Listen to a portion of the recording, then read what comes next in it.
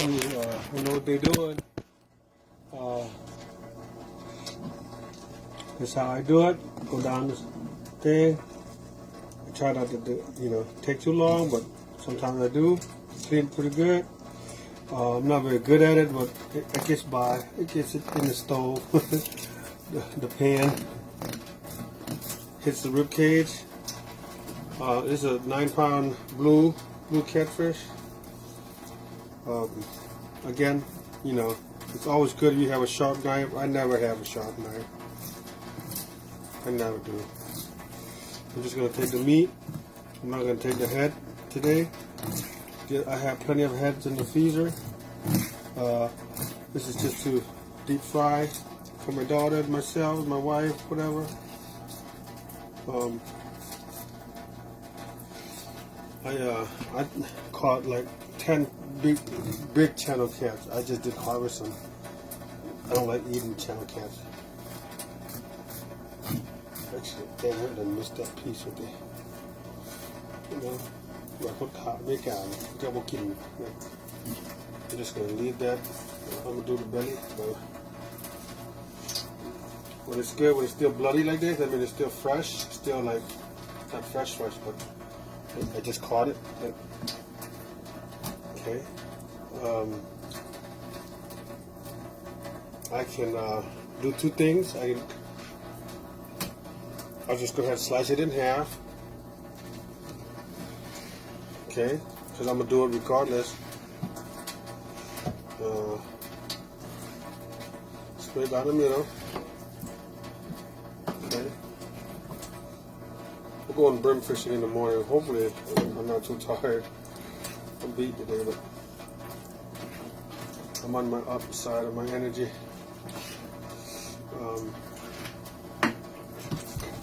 Usually I can't hang. Alright, so I'm gonna soak it in rice water anyways. I was gonna hit, you could do this with the hit lap. This one is a good size, it's an okay size to hit lap bar, but I'm not gonna. Yeah, check that out. It's good. It's good to go.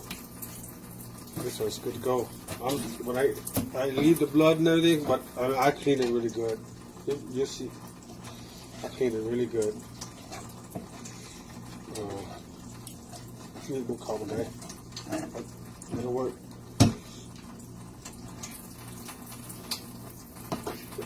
But I mean, it's still red. But when I clean it, I soak it with sticky rice water.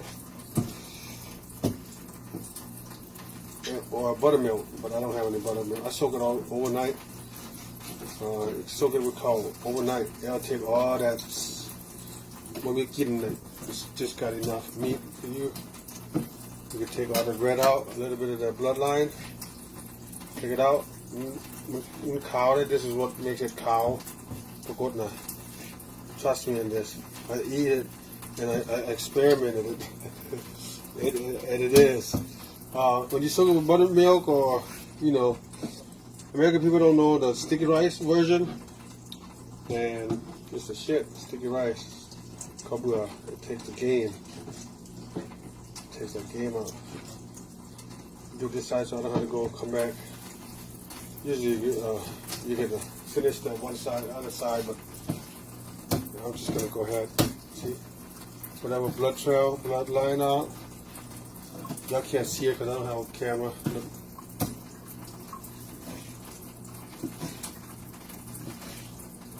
Cubes like that.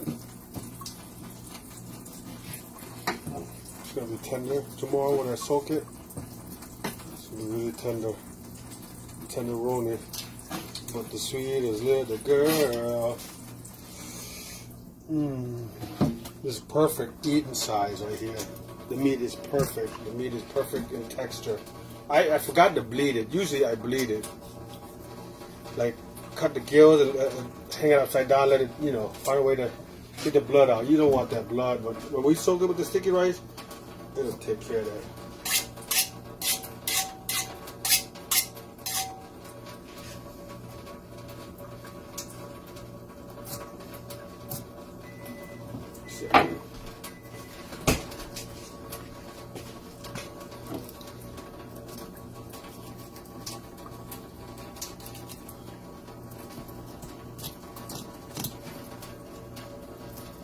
still not very good. I'm only bad because of my knife.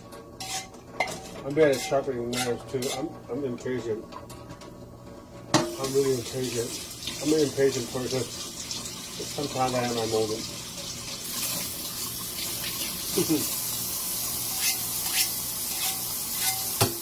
What's important is see, I don't know how to hold. Yeah, it's all right. Like,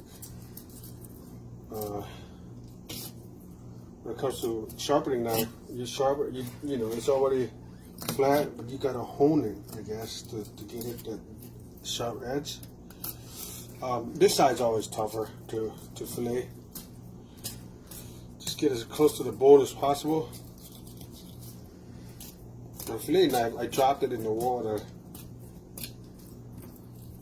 when I was fishing. I don't know why I took it with me, but I used it to.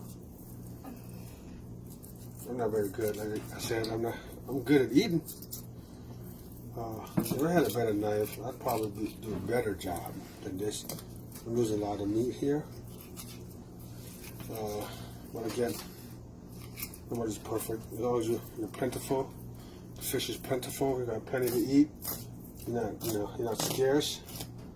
Like I do bag a lot of fish today. And plus, I don't like channel. I mean, next time I'm gonna eat channel. I'm just gonna eat it to experiment why. I'm gonna prove why I don't like it. But I'm gonna try to do everything I do with the blues and try to eat the channel. That's what I'm gonna do next time. On my next video. I got so many videos. I know. It's annoying. You remember my wife annoyed by my video. It's too much. Well, it is what it is. It's how I do it. How I go. Don't like it, don't watch it.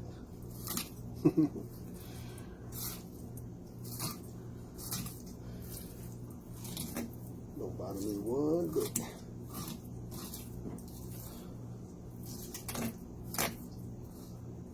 The belly meat on a 9-pound is okay. It's good.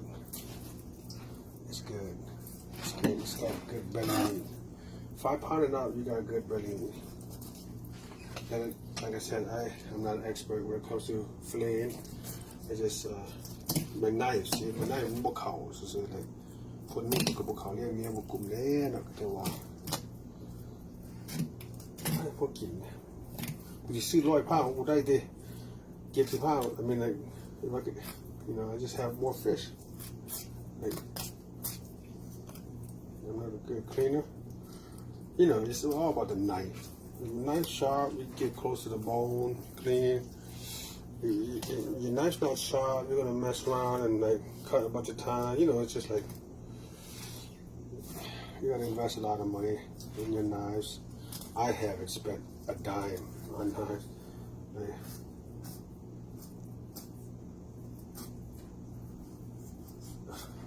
I think I cut myself there.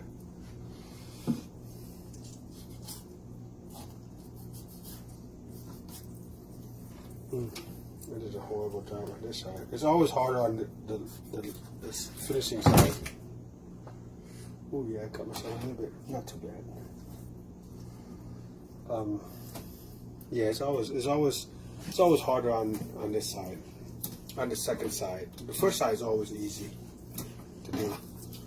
Thick part first.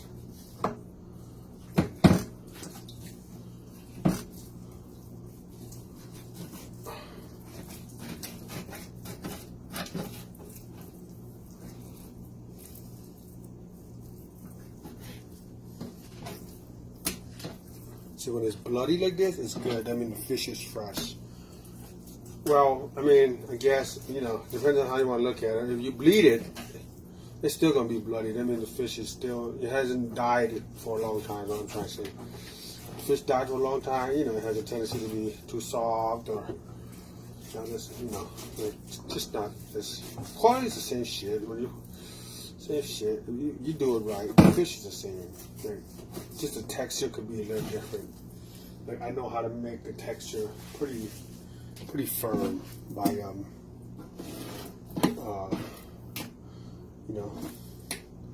there's a trick. couple of tricks. You know, the firmness is just, you know, bleeding it at first. I didn't bleed it this time, but I don't have to. I don't have to have it firm. I just don't want the fishy. It could be mushy, kind of soft texture. It's not that big of a deal for me.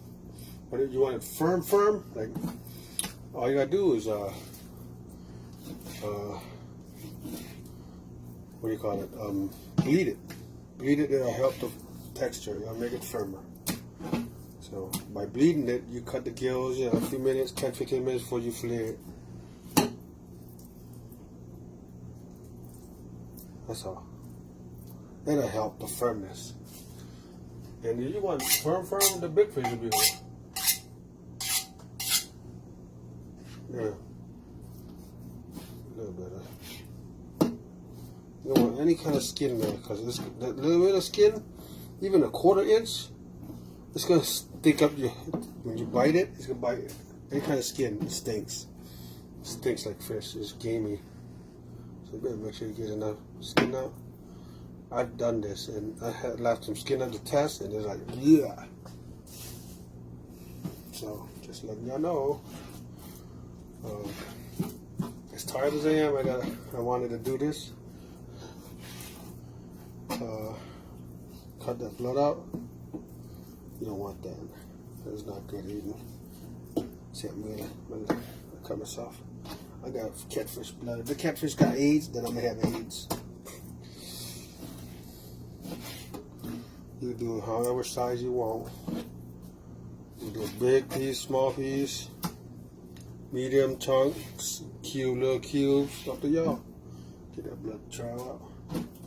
And when I soak it, I do it right. Soak it with sticky rice. I got leftover sticky rice water in there for like a month already. I took it out of the freezer. I'm not gonna take the belly this time. I'm just gonna throw it away. But I got a double. I'm lazy, so I'm just gonna soak it. We don't eat that much, so I know it's a little bit wasteful, but you'll be alright. We'll be alright. Oh, I got Dexter on, y'all. Dexter, the serial killer. I have a leftover pot here. I'm just gonna wash it, the pot, so I can so nobody ever has to wash. It'll be washed, and I don't have to use a new pot right there. So the next person or whoever wash, they're gonna wash sometimes. I mean, every day once. We use a lot of dishes. So they wash. The white wash. We all wash.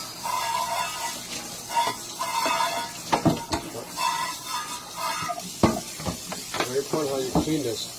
That's all the meat I take. Now, a lot of people get criticized, but some Lao would be like, "Yeah, man, you love all that meat." Yeah, I left a lot of meat on there, but it's all right. It's what do you call it? Plentiful.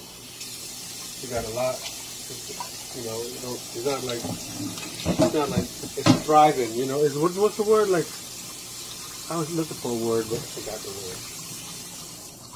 The word is what's that word? It's like there's plenty of it. Plentiful is one word, but there was another word I was using today. Yeah.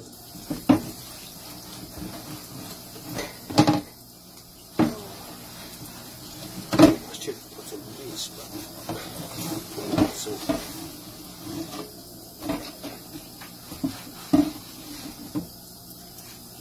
Throw this one away. Get a new one. Whole skillet, one new pad. Okay, I lost this.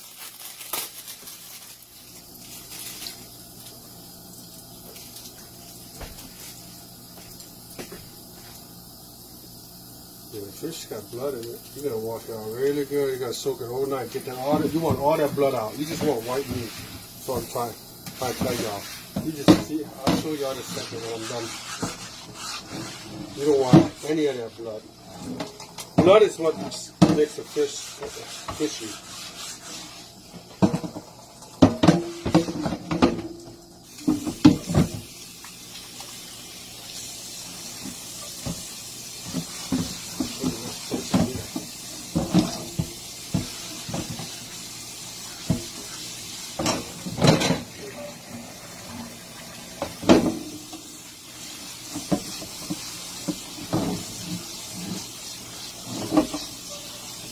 can eat catfish raw. I can't do that. You can eat cow raw. You can eat anything raw, as long as it's fresh. Like, as long as it's not like sit out and get all those parasites and disease on it and it build up. But anything you can eat raw. That's how we survive. From 10,000 BC. I mean, I'm gonna throw it down. Okay, I'll show y'all how it's red, right?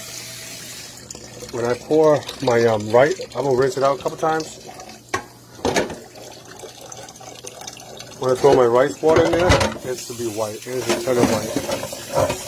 That's all we eat for that 9-pound fish. I could have gotten more for the belly and all that, but it's red because it's fresh, and you got to make sure you rinse it out till it's white, man. I'm telling you, soak it overnight and get all that blood out. That blood is what makes it gamey. But soak it before you eat it. Soak it overnight. That's how white people do it. That's how a lot of people they don't know. That's why they don't want to eat catfish, because they think it's because they don't know how to do it. That's why they don't know how to do it. If you know how to do it, it ain't gonna be no game in it. It's just gonna be all meat, white meat tasting. That's how you do it. I'm gonna clean it out really good. Then I'm gonna put my soaking rice water. I got my rice water.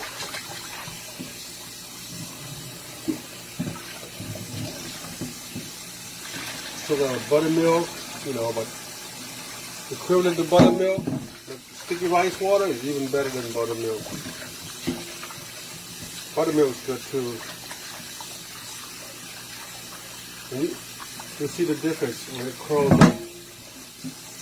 When I put it's like acid too. It's like acid. White rice, steamed rice doesn't do it. The sticky rice, the gluten, I guess the gluten does that. High gluten, I don't know. I really don't understand it. High gluten, I guess. It's like acidic or something.